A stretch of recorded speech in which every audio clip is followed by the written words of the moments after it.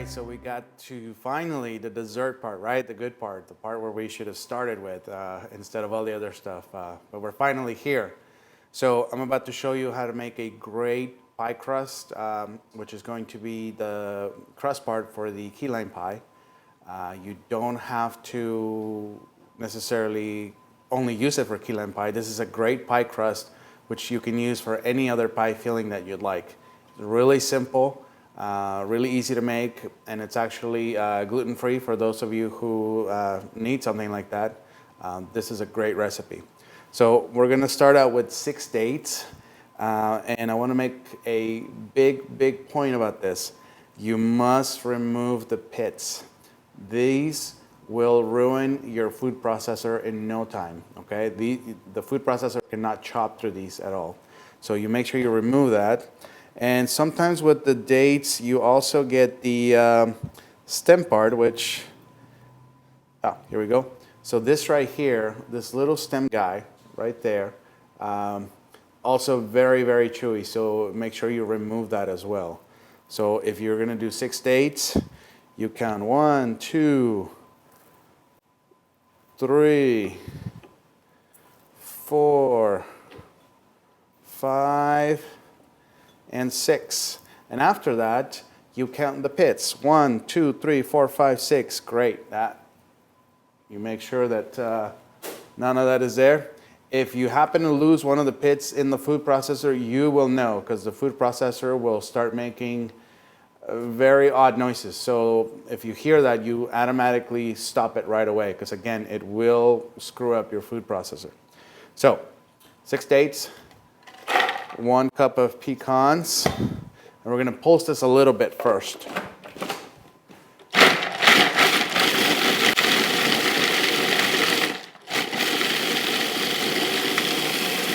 So you want this to be sort of mealy, sort of little chunks. To that, we're going to add 1/2 cup of brown rice flour.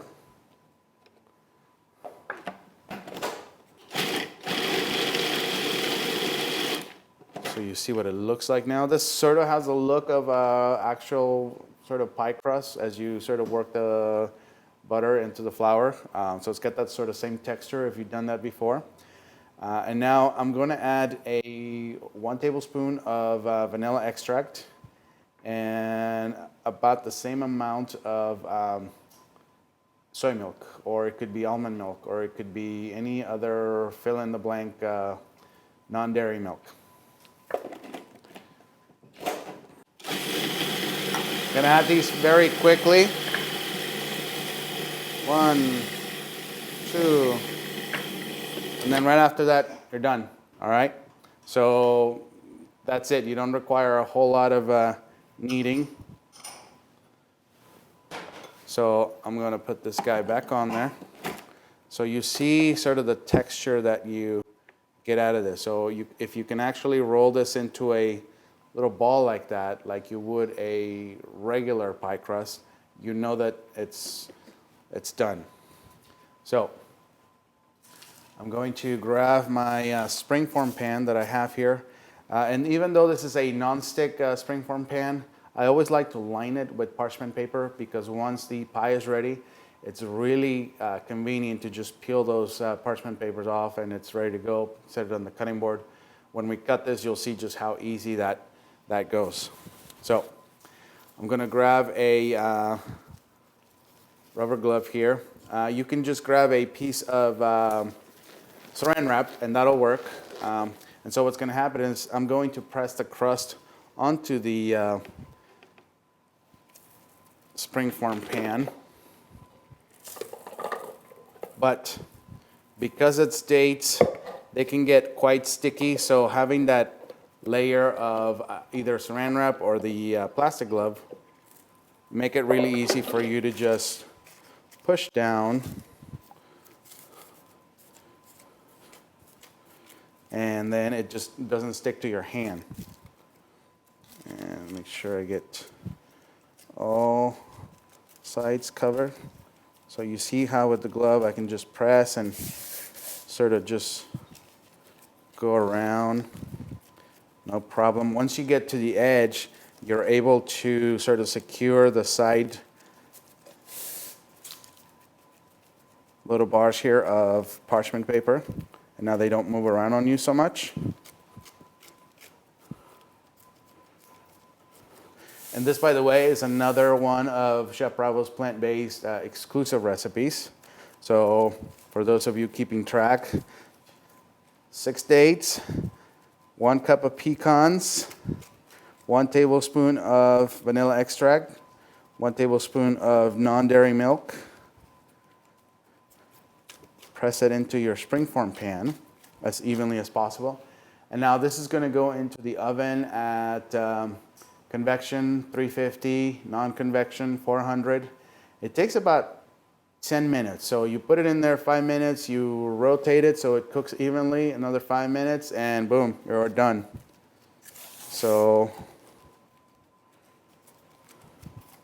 all right, nice and even. Beautiful.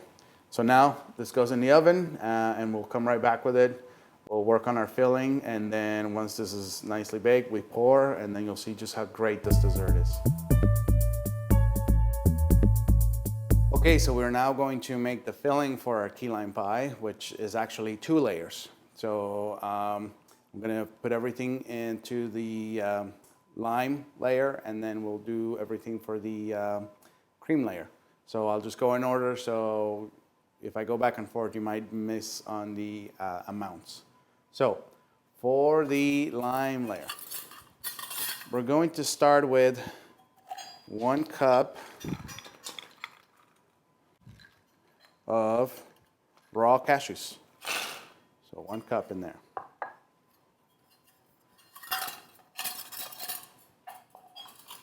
Then we're going to do 2 tablespoons of agar flakes.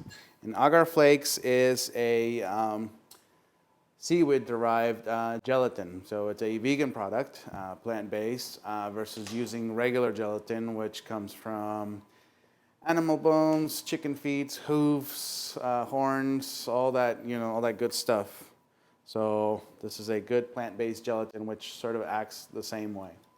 So 2 tablespoons of that. We do 1 can of coconut milk, and this is not the light version, this is the full fat, sort of real deal kind of thing. And then we're going to get this cooking. We put this sort of on medium heat. And what we want is to just slowly start to dissolve that agar flakes, that gelatin, into the coconut milk. It's also going to make those cashews really nice and soft, so they'll blend nice and easy. We want that really nice, smooth layers. Okay, now for the cream layer, we're going to do 1/2 cup of cashews. So in goes 1/2 cup. There we go. We want a 1/4 cup of apple juice. Very good. And then we want 2 teaspoons of the agar flakes. So I grab my teaspoon measure, and we go 1, 2, okay. And then 2 white peaches, or they could also be pears depending on time of year. We are shooting this great recipe during summertime, so white peaches are everywhere. If you're doing this any other time than summer, pears will work. And what I want to do, so the lime layer of this will be really nice and green, and then I want the cream layer to be really nice and white as possible. So that's why we're using the white peaches. So I'm going to go ahead and peel these quickly. And go ahead and turn this on while I peel to a medium setting. Get these. Now, the very center of these white peaches has that red hue to it because it's right where the pit is. So what I'm going to do is I'm just going to take my knife and sort of spin it all the way around till it meets. And then I am going to just sort of guesstimate where that center is and not touch it. So I'm going to go just basically around that pit so I don't catch any of this red part here, which is what I'm trying to avoid. So this right here, that's what we're trying to avoid, because again, we're trying to keep this as white as possible.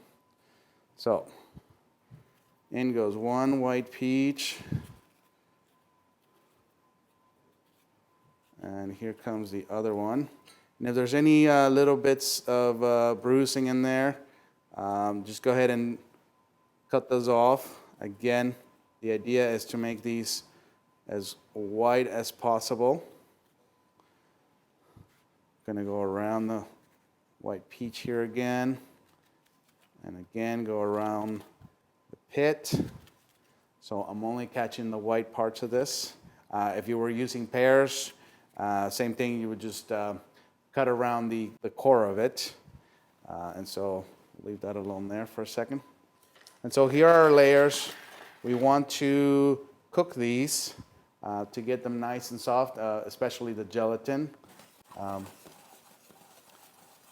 You do not want to bring these up too quickly because you can actually burn that gelatin. So we're just going to wait, be patient about it. And once they get nice and melted, I'll show you how we're going to take them to the blender and get them nice and ready. Okay, so now our lime layer has been cooking and simmering. It's been simmering for about a minute, so it looks ready. I went ahead and turned the heat off. And so I'll swirl it around, grab a spatula, make sure I'm going to get all the gelatin from the pot. Okay, and so next is I'm going to show you, we're going to go into the blender now with our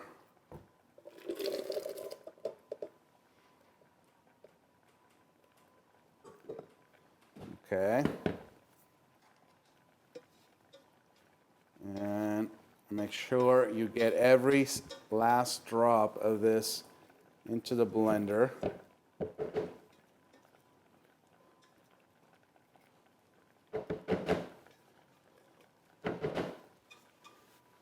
And of course, make sure that wherever you're setting it, you're not setting it back on the hot area of the stove.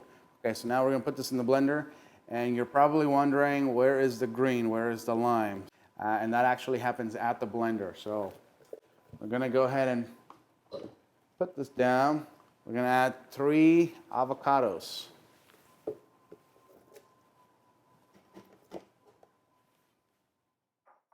And so after we get our 3 avocados in the blender, we're also going to do our lime. A couple of options.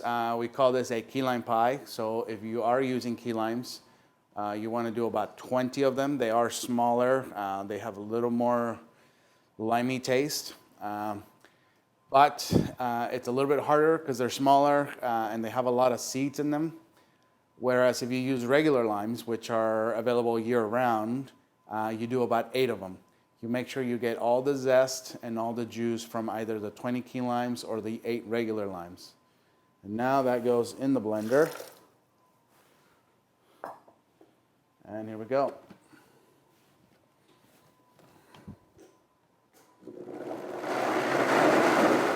Now at some point you may have a hard time with this particular layer because it's very nice and thick and creamy. So what happens is the bottom of the blender will start, kind of going and make sure it's getting nice and creamy.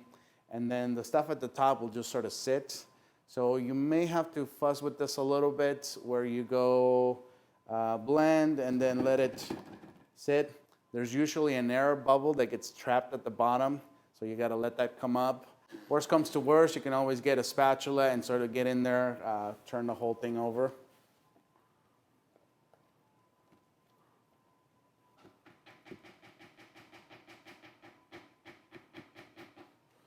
All right, so we'll give it another try.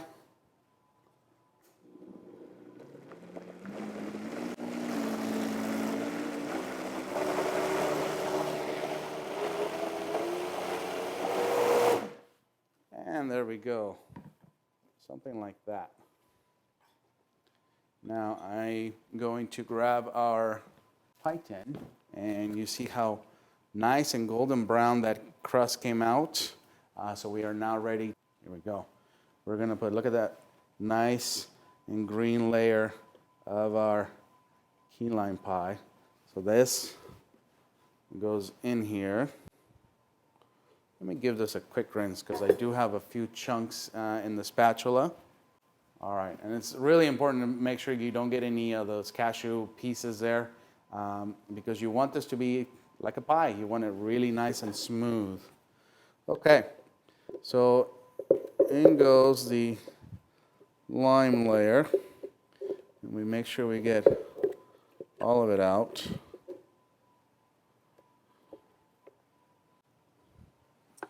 Okay. And now what you can do is take the sides of the pan, and it's still a little warm.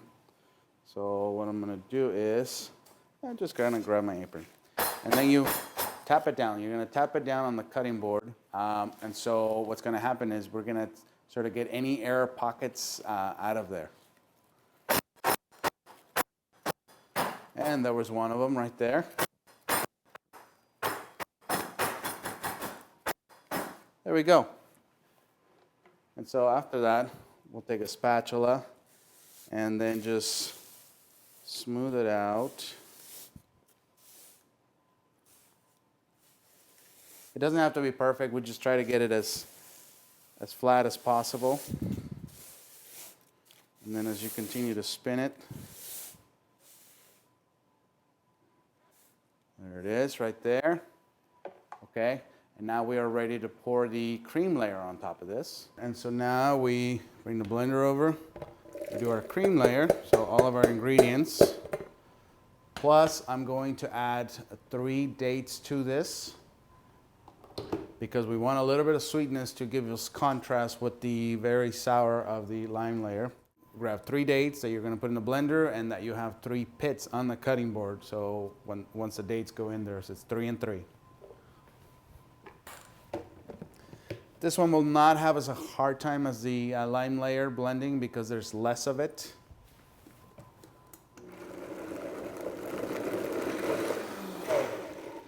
All right. And so you see how nice and sort of creamy. This is sort of like the vanilla layer on the top.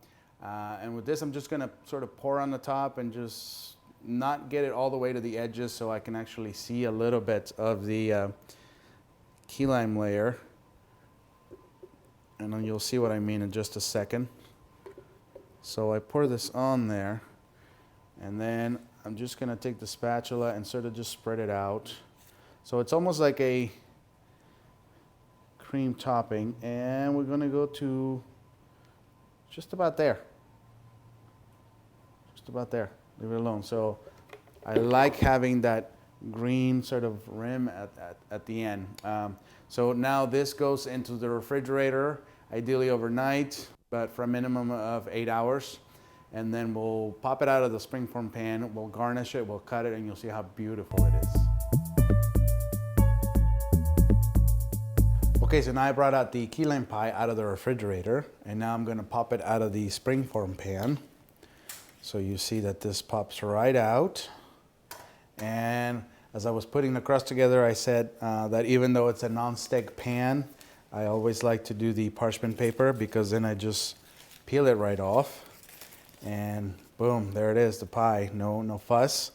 And then with the bottom, I just lift the parchment paper a little bit. Then I'm able to remove the bottom. Then I'll take this here, peel it back a little bit, and then bam, just like that, onto the cutting board. Beautiful. Now, I want to garnish this a little bit, and there's a quick sort of hint about the garnish here. I'm going to take yet another lime, and what I'm going to do is I'm going to sprinkle some zest over the top so it gives it another little bit of lime dimension. So here we go, just a light sort of sprinkle. And one thing that you want to remember about this is that you don't want to do this when the pie was just poured and the layers are still kind of warm. If you do that, the zest will turn army green and it'll be just sort of a funky color. It won't have that vibrant green color. So you want to make sure you do it after you pull it out of the refrigerator. And what's going to happen is the little bit of condensation that goes from the fridge to the outside, it'll sort of pick up a little bit of moisture. The zest will hit the top of the pie and it'll stick right to it because of that condensation. And it'll stay nice and green, which is what we want.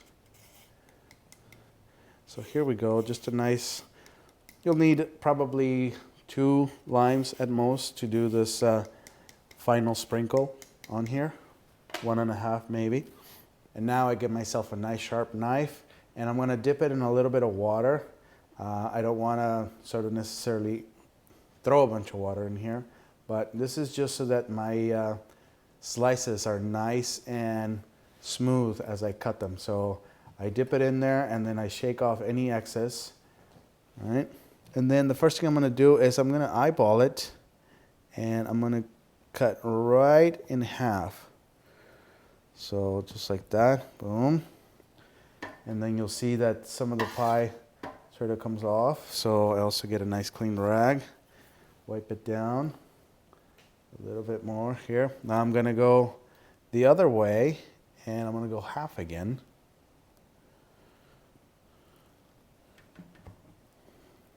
Okay. And I'm basically just going half, half, half kind of thing. And so from here, out of each quarter, I'm visualizing what would be a decent portion, not too big, not too small. So I would get 3 out of each quarter, so that I would end up with 12 slices. So again, I'm sort of eyeballing thirds here, and then I maybe make just a quick mark to see if I'm eyeballing this correctly. And so then I go from here, I now visualize cutting the pie in half again. All right, and then you'll see the first slice coming with me, and you'll get to see that nice, smooth key lime pie, which I'm going to go ahead and set right over here. All right, and then again, put my knife here just a little bit, shake off the excess, and now this, I'm going to go in half again. Your friends will be amazed at how delicious and creamy this key lime pie tastes. They'll think that you made it using the conventional eggs, flour, sugar sort of thing, cream, all that other stuff, but you'll know the truth. No tricks other than a good, honest, plant-based, yet very yummy dessert that you can serve to anybody and they wouldn't even know the difference. So here we go, maybe a sprinkle of more lime zest there on the plate so that it looks like the whole plate is garnished. And there you go, key lime pie, delicious.